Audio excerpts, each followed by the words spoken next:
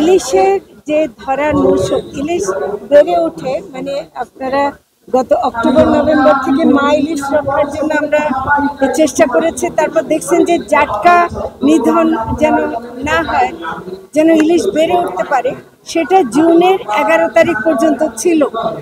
এরপরে যেটা হয়েছে, আমরা প্রতিদিন মনিটর করছি, সেটা হলো যে ইলিশ সমুদ্র থেকে নদীতে আসতে পারছে না বৃষ্টির কম হওয়ার কারণে। ইলিশ যদি সমুদ্র থেকে, সাগরের মাঝখানে ইলিশ আছে কিন্তু নদীতে আসতে পারছে না। এখন গতকাল পর্যন্ত আমার খবর পেয়েছে যে এখন নদীতেও মাছ আসছে, তবে ওই একটু আবহাওয়া খারাপ হওয়ার কারণে, বিশেষ করে সাগরে 3 নম্বর বিপদ সংবাদ আছে বলে তা অনেক জেলেরা আমরা মাছ ধরতে যেতে পারছিলাম। বর্তমানে আমি একদম বলতে পারি ইলিশের সরবরাহ বাড়লে বাজারের দাম কমবে, এবং ইলিশের সরবরাহ বাড়লে যদি না কমে তাহলে বুঝতে হবে যে এখানে সিন্ডিকেট কাজ করছে, তাহলে বুঝতে হবে যে এখানে বাজার ব্যবস্থার মধ্যে ত্রুটি আছে। এবং সেটা করার জন্য আমরা বাজারে আড়তদারদের সাথে আমরা প্রতিদিন কথা বলতেছি, এবং আমরা বলছি যে এটা কোনো অবস্থাতেই, মানে 1 কেজি ইলিশ যেন কোনো অবস্থাতেই 1500 টাকার উপরে না হয়। 1000-এর নিচে রাখতে পারলে আরো খুশি হতাম। তবে আপনাদেরকে একটা তথ্য দেই, সত্যিকারের ইলিশের স্বাদ হয় 700 থেকে 900 গ্রামের ইলিশের মধ্যে।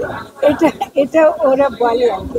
সেটার দাম কম হবে এবং সেটার পরিমাণ কিন্তু অনেক বেশি আসছে। তো একদম বড় ইলিশ যারা খেতে চায় তারা বেশি দাম দিয়ে খাবে, সেটা অন্য ব্যাপার। তবে আমি খুবই চাচ্ছি যে ইলিশের সরবরাহ বাড়ুক এবং আমাদের দেশের মানুষ খাক। বিদেশে আমরা পাঠাচ্ছি শুধুমাত্র 2টো দেশে, সেটা হলো সৌদি আরব এবং সংযুক্ত আরব আমিরাতে। ওখানে প্রবাসীদের একটা দাবি প্রেক্ষিতে তারা আমাদেরকে রেমিটেন্স দিচ্ছেন, তারা ইলিশ খেতে পাচ্ছেন না। এটার জন্য আমরা 11,000 মেট্রিক টন বাণিজ্য মন্ত্রণালয়কে অনুমতি দিয়েছে আমরা, যে আপনারা যদি কেউ রপ্তানি করতে চান সেটা দিতে পারবেন, কিন্তু এর বেশি না। তো কাজে এটা আমরা আমাদের প্রতিজ্ঞা থেকে এক কণা সরি না। এবার যে তথ্য, ভারতেরই পত্রিকার তথ্য হলো গঙ্গায় ইলিশ অনেক বেড়ে গেছে, যে কোনো কারণে হোক ওদিকে সাগরে ইলিশ ওদিকে গেছে। কাজে তাদের আর আমাদের ইলিশের অপেক্ষা করা ঠিক হবে না। আমাদের এখানে যদি ইলিশের সংকট থাকে, তাদের ওখানে আমাদের পাঠানোর কোনো কারণ নাই।